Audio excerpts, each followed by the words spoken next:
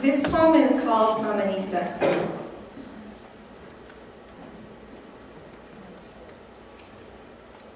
She came to me like mist from primordium, crawling up my belly in a smoking stew, her abrupt transfer ripped like panic, spewing blood, and downing wisdom in ancient viscera, you saw it pooling, and thought you might lose me. Her first act of thanks was to urinate on my belly. She clung to words, strange sounds, so new she had not yet forgotten the language of the gods. She found her father and called him by name, and paid heed to the healer that brought her forth, and babbling like no baby should in sudden surprise at her sticky introduction, she regressed to wide eyes and manic protest as I shivered in puddles of myself and her. And Daddy, you were there from the first tiny twinge, as the sun hugged the horizon at 5 that morning, and I still had the semblance to follow advice. So we timed my pain in anxious increments. I gave a stellar performance for the first 12 hours. But imagine your insides being ripped out and slowly replaced with drying cement. The feeling that you get right before that kills you is where I was for the next few hours. So I bowed to the crushing inefficiency of my makeup, and baby smart to be afraid of large men with sharp objects rightfully poised herself for the push. And as his threatening glove-strapped hands were in motion, she came through, as Daddy held her soul and mine in his arms. Audre Lorde writes about some white men who for sport or sickness or some strange desire tied together the legs of a laboring pregnant slave till she birthed the dying baby against the bone. And with that, absolute hell on earth has been realized. You see, the pain of labor is unimaginable, and the emotional event is impossible to describe, and to get through it with love and support is still terrible. Your child is your only reward. And normally, if your child dies, you can blame God, but not this time. See, this time God said, let there be life. He said, let there be life. And those men said no. God said, and it was good, and those men said, absolutely not. God said, oh, what a child is pleasing to my eyes, and those men said, who the fuck do you think you are? And as that slave woman lay dying in her child's blood, and as that black child suffered in the arms of its mothers, those men pulled out the base of this patriarchal nation and crushed everything righteous and good. And God said, why? And they said, because we could. And I would thank God for you, my sweet little baby. I would thank God for your soft little self, for the chance that she never could have, the chance to hold you in my arms. I would thank God in the heavens. But I don't hear a thing. And so I have to thank luck and privilege, but I wanted a nobler beginning for you. And I can do nothing to vindicate her, but I push your beating heart out of me, and I can do nothing in solemn remembrance, so I hold your breathing body to my breast, and all the reparations I would gladly give to her baby, to her baby's baby, to generation upon generation that black folk that would have been, if my ancestors hadn't snatched theirs from their mother's arms and brought them here to work and die. Because we killed the future. And that's the legacy that we're born with. White folks want to say, we didn't eat that apple but forgot to notice that we're all out of Eden. In America, the future just continues to die, and with each new denial, we just kill it again. So in my dreams, I am Mamanista. And I invite you, if your skin is fair, not to be paralyzed by guilt or ignorance, but raise a fist with me in revolution.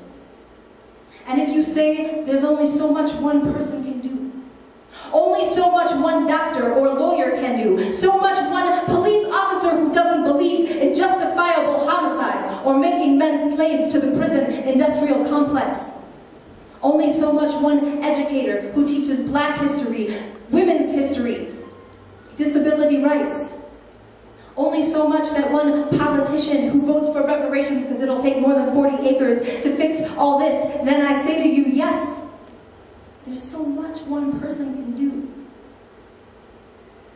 So, like an alcoholic, we need to stand up and say, hi, I'm white America.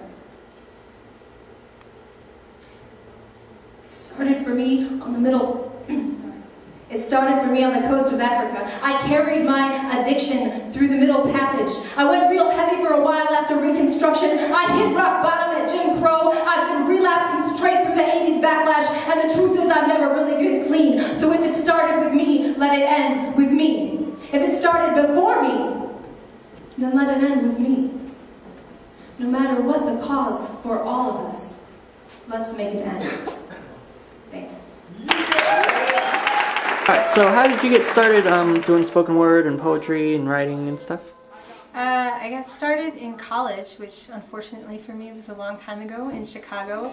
After that, I started slamming at the Green Mill in Chicago, and then actually joined a spoken word ensemble called the Runaway Wordsmiths and performed with them for a couple years there, and been doing it since. Okay, cool. And why did you do it? I mean, what got you started? It's Jared Paul behind me. What did get me started? You know, I've always been kind of active in human rights organizations, and a lot of my poetry tends to reflect that. So I think it was just a way for me to express that kind of stuff. And where can people hear your stuff? Well, right now I live in Reno, Nevada, and I perform around here. Usually when Ben Arnold's got something going on for 4 Views, I'm there, so that's a good place to find me. Here's the latest on Martha Stewart.